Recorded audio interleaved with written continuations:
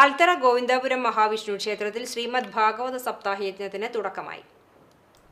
ഞായറാഴ്ച വൈകിട്ട് 4 മണിക്ക് ആചാര്യവരണത്തിനു ശേഷം ക്ഷേത്രം മേൽശാന്തി ഭദ്രദീപ പ്രോജ്വലനം നടത്തിയാണ് ഡിസംബർ 18 വരെ നീണ്ടുനിൽക്കുന്ന ശ്രീമദ് ഭാഗവത സപ്താഹത്തിന് തുടക്കം കുറിച്ചത്. തുടർന്ന് ഗ്രന്ഥപൂജ, ശ്രീമദ് ഭാഗവത മാഹാത്മ്യപാരായണം, പ്രഭാഷണം എന്നിവയും ഉണ്ടായിരുന്നു. യജ്ഞാചാര്യ രാധ ടീച്ചർ, സഹാചാര്യ ശകുന്തള എന്നിവരുടെ നേതൃത്വത്തിലാണ് പാരായണം നടത്തുന്നത്. സപ്താഹം 1-ാം ദിവസം മുതൽ രാവിലെ 6-ന് വിഷ്ണു സഹസ്രനാമം ആരംഭിച്ചു.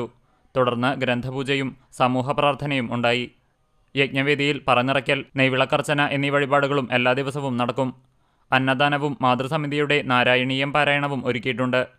ക്ഷേത്ര committee president Baiju Chandran, secretary MG Suresh, treasurer Babu Kadampally, ഭാരവാഹികളായ മുരളീധരൻ പൊലിയത്ത്, സുരേഷ് നടുവത്ത്, സീന സുരേഷ്, രക്ഷാധികാരികളായ KB സുകുമാരൻ, പ്രകാശൻ കണ്ടമ്പള്ളി, വത്സല ടീച്ചർ, കാർത്തികേയൻ പേരോത്ത്, സരസ്വതി കളത്തിൽ, ഗിരിജ ചേന്ദ്രൻ തുടങ്ങിയവർ നേതൃത്വം നൽകും.